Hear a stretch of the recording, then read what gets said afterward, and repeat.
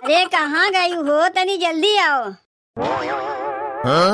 का हो छोटकऊ, हमार देवरनिया आवत ना बा, ला समोसा हम ही दे दो।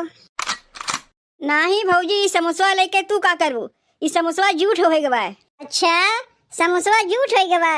तनी एक बात हमें ई बताओ, कलिया तुमसे हम कहे रे तनी सब्जी ना बा, सब्जी ला दो, तो कहा तो ये भौजी हमारे पास पैसे ना बा, कहाँ से सब्जियां लाई, तो समोसा लावा खातिर आज तोरे कहाँ पैसा निकलिया।